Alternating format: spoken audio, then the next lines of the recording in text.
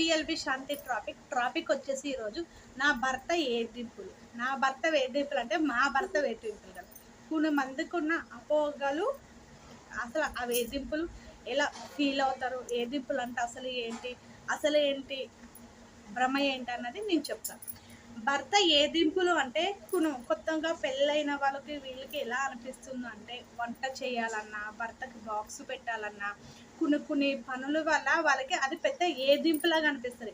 అర్థం చేసుకునే వచ్చే వరకు నేనే కాదు మీరే కాదు, ఒకప్పుడు మనం కూడా ఇలా ఫీల్ అయ్యాం. అబ్బా, అమ్మగారు ఇంటికాడ ఉన్నప్పుడు ఇలా చేసేవాళ్ళు, భర్త అంటే ఇలాగా ఉంటారా, వీడికి అన్నం వండి పెట్టాలి, గిన్నెలు తోమాలా, బట్టలు ఉతకాల అన్నది టార్చర్ ఎక్కువ ఉంటుంది. దీనివల్ల దానిని మనం ఏదింపులు అనుకుంటాం. ఏదింపులు అనుకుంటూ ఉంటాం. ఆ ఏదింపుల వల్ల ఏమవుతుందంటే, అండర్స్టాండింగ్ లేని వల్ల మన భార్య భర్తల మధ్యన ఇద్దరికి అండర్స్టాండింగ్ లేని వల్ల గొడవలకి దారి తీస్తూ ఉంటుంది. ఆ గొడవల వల్ల ఒక ఇద్దరు బిడ్డలు తల్లి తండ్రులు అయ్యే వరకు వాళ్ళకి వచ్చే మెయిన్ ప్రాబ్లం ఏంటో తెలుసా? విడిపోతున్నారు.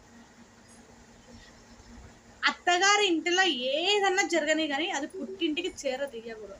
మన ప్రాణం మీదకి వచ్చినప్పుడు మనకు ఎక్కువ ఏదింపులు, టార్చర్ చూపిస్తున్నారు. అత్త, మామ, భర్త, ఆడపడుచు ఇలాంటి వాళ్ళు టార్చర్ చూపిస్తున్నారు అన్నప్పుడు తల్లిదండ్రులకి చెప్పాలి. ఆ చెప్పడం వల్ల మనకి ఏమవుతుంది అంటే, అత్త మామలు చేసినప్పుడు నువ్వు ఇలా చేస్తలే అట్లా చేస్తలేరు అని అన్నప్పుడు తల్లిదండ్రులకి మన ప్రాణం ఎక్కి మనకు అర్థమవుతుంది, వీళ్ళు ఇలా ఉంటున్నారు, ఈ పరిస్థితిలో ఉంటున్నారు. ఇప్పుడు మన తల్లిదండ్రులతో చెప్పాలి, నా తోడబుట్టిన వాళ్ళతో చెప్పాలి. అందుకే కానీ చిన్న చిన్న విషయాల వరకు మన పేరెంట్స్ వరకు వెళ్తే, మనము పేరెంట్స్ అత్త మామ మన పేరెంట్స్ గొడవలు పడితే మన అదే ఇంటికి వచ్చి కాపురం చేయాలి కదా. వాళ్ళన్నది ఎలా అంటే, బాండింగ్ అన్నది విడిపోతుంది. బాండింగ్ అన్నది విడిపోయిన వల్ల దానికోసం అది అప్పుడు చెప్పాలి. అప్పుడు తల్లిదండ్రులకి మన అత్త మామలకి గొడవలు వచ్చినప్పుడు మనం మళ్ళీ ఆ ఇంట్లోకి కాపురం చేయడానికి ఎంట్రీ అవుతాం. కాబట్టి దానివల్ల మన హస్బెండ్కి, మన అత్త మామకి మన మీద నెగిటివ్ ఫీలింగ్ వస్తుంది. ఈ అమ్మాయి ఇలా చేసింది అలా చేసింది అన్నది అది పెద్ద గొడవలకి దారితీస్తుంది. ఆ పెద్ద గొడవల వల్ల ఏమవుతుంది అంటే, మన బంధము అన్నది విడిపోతుంది. ఆ విడిపోయిన వల్ల మనం పుట్టింటికి వెళ్ళామంటే, మనం ఒక ఇంటికి కోడవలు అయినప్పుడు మన అన్న భార్యకి మనం లోకం ఎలాగైపోతాం అంటే, తను మన నాన్నకన్నా కుక్క మీద నక్క మీద అంతా చెప్పి తిడుతుంది. దీనివల్ల అన్నది బాండింగ్ కలుపుకునే విధంగా ఉండాలి, కానీ విడిపోయేలాగా ఉండకూడదు. దీని గురించి బాగా ఆలోచించి మనం అడుగు అన్నది బయట.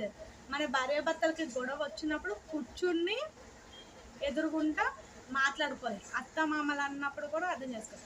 ఒక వేజును పెట్టి మన సంసారం జీవితంలో ఒక 1 ఇయర్ నుంచి ఒక 3, 4, 5 ఇయర్స్ వచ్చే వరకు మనకన్నది మన బాధ్యతలు తెలిసి వస్తుంది. కొత్తలో ఎలా అనిపిస్తుంది అంటే, అమ్మో ఇదేంటి మెంటల్ టార్చర్, నన్ను టార్చర్ చూపిస్తున్నా, నా భర్త ఏంటి ఇలా వేధిస్తున్నా, నా అత్త మామలు ఏంటి వేధిస్తున్నారు అని మన మనసుకి అనిపిస్తుంది. అలాంటి నిర్ణయంలో కొంతమంది ప్రాణాలు తీసుకుని సూసైడ్ అటెంప్ట్ వరకు వెళ్తారు. అలాంటప్పుడు మనం ఓపికతో ఉన్నామంటే, కొన్ని రోజులు ఓపికగా ఉన్నామంటే మన భర్త, మన అత్త మామ ప్రతి ఒక్కరు మనల్ని అర్థం చేసుకుంటారు. ఆ అర్థం చేసుకునే బాండింగ్ని పెట్టి మనకి వేధింపులు అన్నవి ఉండవు.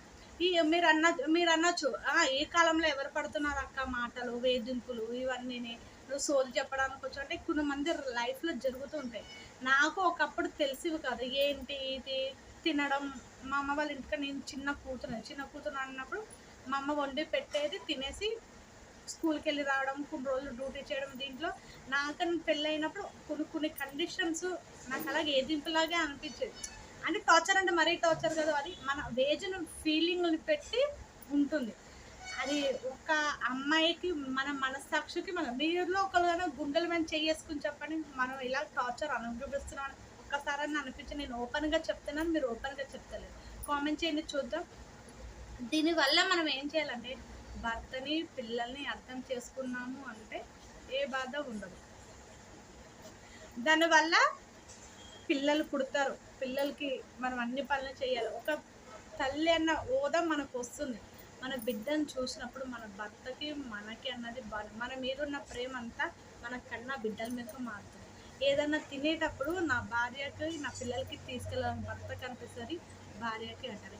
ఇదండి ఈరోజు భార్య భర్తల ఏదింపు అన్న ఇబ్బంది గురించి నేను చెప్తున్నాను. నువ్వు చేసే ప్రతి పనిలోని, వంటలోనే కాదు, గిన్నెలు తోమే దాంట్లోనే కాదు, పిల్లలనే కాదు, హస్బెండ్ దగ్గర పర్సనల్గానే కాదు, నువ్వు ఇష్టంతో చేసావు అంటే నీకు అది ఏదింపు టార్చర్ కింద అనిపించదు. ప్రేమగా నా ఇల్లు, నా అధికారం, ఇది నా నా హక్కు, నా భర్త నాకు ఇచ్చిన హక్కు, నా మీద పెట్టుకున్న నమ్మకం అని నువ్వు చేసినప్పుడు నీకు భర్త వేధింపులో అని అనిపించదు, అత్త మామల వేధింపు అని అనిపించదు. నాది కాదు వాళ్ళది నేనెందుకు చెయ్యాలి అన్నప్పుడు, నాది కాదు వాళ్ళది నేనెందుకు చేయాలని అన్నప్పుడు దానివల్ల నీకు ఏమనిపిస్తుంది? నాది కాదు వేధింపులాగా. నువ్వు మనసు పెట్టి ఆలోచించావంటే నీ నీ సంసారానికి నువ్వే పూల భర్త అవుతావు, లేదా నువ్వే ముళ్ళు బట్ట చేసుకుంటావు. ఓకేనా ఫ్రెండ్స్? ఈ వీడియో కానీ మీకు నచ్చితే లైక్ చేయండి, షేర్ చేయండి, సబ్స్క్రైబ్ చేసుకొని బెల్ ఐకాన్ క్లిక్ చేసి కామెంట్ చేయండి. ఇలాంటి మంచి మంచి వీడియో కోసం జిఎల్బి శాంతి టాపిక్స్ని ఆదరించండి. రోజు మీకోసం ఈ శాంతి వచ్చేస్తుంటుంది. ఓకేనా? Bye friends.